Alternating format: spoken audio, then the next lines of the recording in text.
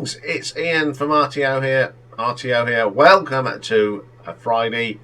It normally means a new album review. And we've got an album today from a band that I grew up listening to. And it's Dokken. When I first got into metal, these were a big band. Formed in 1978 in Los Angeles, featured Don Dokken, George Lynch, Mick Brown and Jeff Pilson. That was the band. All went on to do other things. George Lynch is a fantastic guitarist. And then it all started going wrong. People left. The lineup changed again. And then they finally give it up. But this is their first album actually since 2012. The album is called Heaven Comes Down. It was released on the 27th of October, which was a week ago. So the band now is of course Don Dokken, who's been there since day one. Guitarist John Levin, who's been there since 2003. Chris McCarville joined the band on bass in 2015. And Bill BJ Zampa drums. He's sort of been a full-time member of the band since 2019, but part of the touring band in 2008 to 2010. So let's have a look at this new album from Dokken. So the first track is called Fugitive. Okay, it's not bad. I think they've really tweaked with Don's voice, because I know I've heard him sing live, and it's musically it's nothing special. It really isn't. It's just bog standard heavy metal, rock, whatever you want to call it. Then we get Gypsy. Some nice guitar work here from John Levin, I'll give him that. Great solo, but you do feel like you are stepping back into the past. And what I thought was brilliant when I was 20 doesn't really have the same ring as it does when I'm 57. So yeah, it's not too bad. The next track, Is It Me or You, is probably my favourite track on the album. It's got some great riffs in this. It's a bit powerful, and yeah, even Don doesn't sound too bad on that.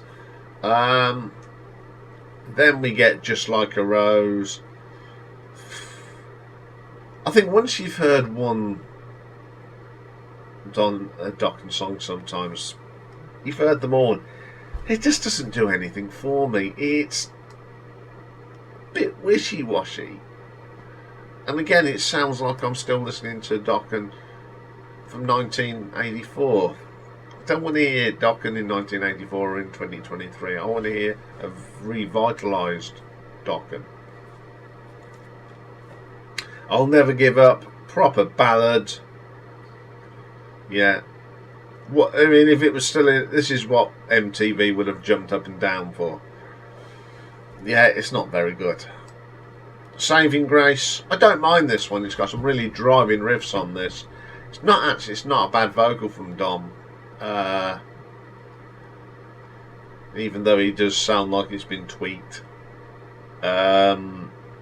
It's not a bad song, I don't mind that. It's got a little bit more body. It doesn't sound like the rest. It doesn't sound generic. I will just play the same chords.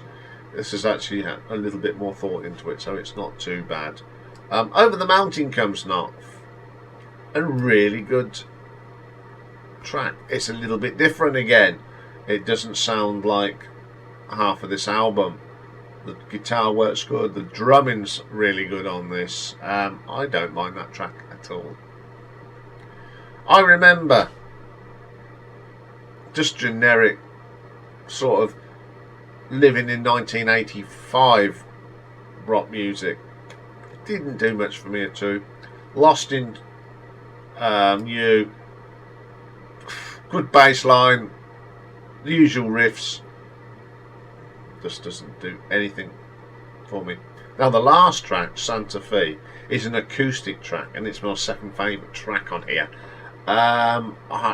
There's no sort of warts, and it's just playing guitars and Don singing it near enough naturally, and I quite like that.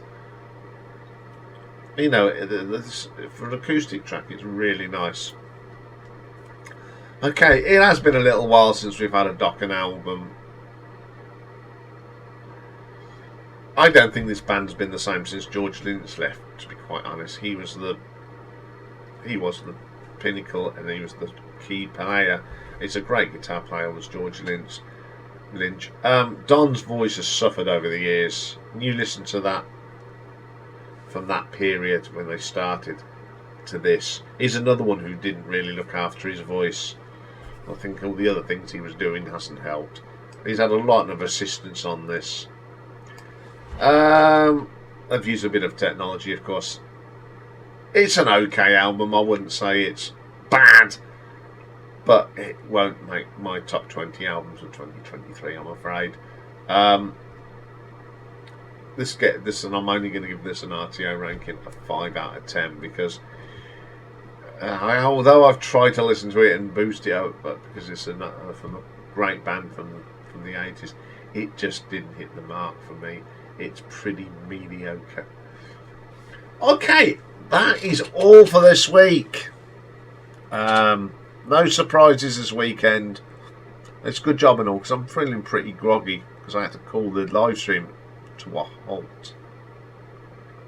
But one of the things we did discuss before we all had a cocoa and went to bed, as from next week on the live stream, we're going to start a little thing. It was a group decision from the panel brought up by Rob Walker, and it was a great idea. We're going to start going through years, and we're going to, all the panel that's coming up will think of their favourite albums from that year. And we said, where should we start? And I said, I know where we'll start. We'll start with the year that I was born, 1966, and we're just going to talk about our favourite albums, the sort of things that happened in that year, and things that were on telly and films. So we're just going to do a little bit on that as well, just a bit something different. So that'll be a thing. I'll tell you more about that in the previews next week.